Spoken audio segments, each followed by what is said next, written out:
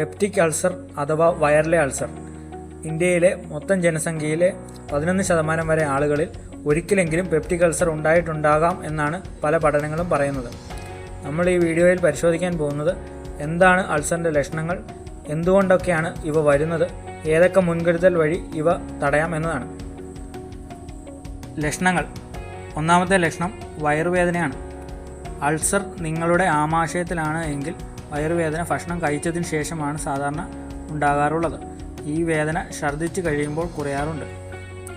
എന്നാൽ ulcer duodenum എന്ന ചെറുകുടലിലെ ഭാഗത്താണ് ഉണ്ടാകുന്നത് എങ്കിൽ വേദന ഭക്ഷണത്തിന് മുമ്പ് ആയിരിക്കും. ഭക്ഷണം കഴിച്ചു കഴിയുമ്പോൾ വേദനയ്ക്ക് കുറവ് വരും.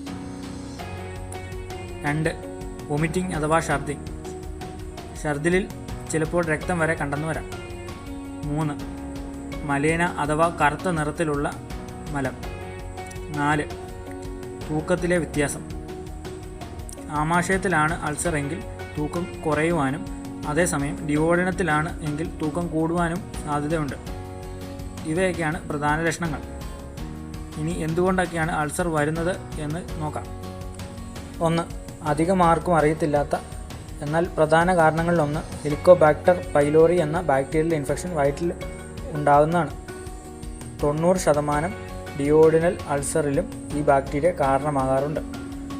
ഇനി ചില മരുന്നുകൾ, ഉദാഹരണം സ്റ്റിറോയിഡ്സ്, NSAIDs ഇവയുണ്ടെങ്കിൽ അൾസർ ഉണ്ടാവാൻ സാധ്യതയുണ്ട്.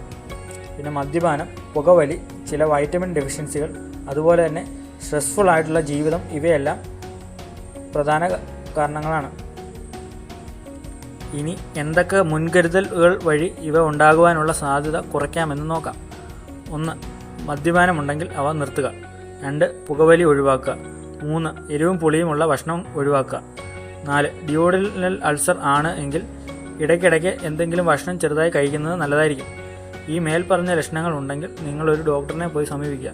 നിലവിൽ നിരവധി തരത്തിൽ മരുന്നുകളും ചികിത്സാ രീതികളും അൾസറിനെ ഭേദപ്പെടുത്തുവാൻ ലഭ്യമാണ്. ഡോക്ടറിൻ്റെ നിർദ്ദേശപ്രകാരം മുമ്പോട്ട് നീങ്ങുക. വീഡിയോ ഇഷ്ടപ്പെട്ടെങ്കിൽ വീഡിയോ ലൈക്ക് ചെയ്യണം. നിങ്ങളുടെ സംശയങ്ങൾ കമൻറ്റ് ബോക്സിൽ പറയാവുന്നതാണ്. ഇതുപോലുള്ള വീഡിയോ ഇനിയും കാണുവാൻ ചാനൽ സബ്സ്ക്രൈബ് ചെയ്യുക.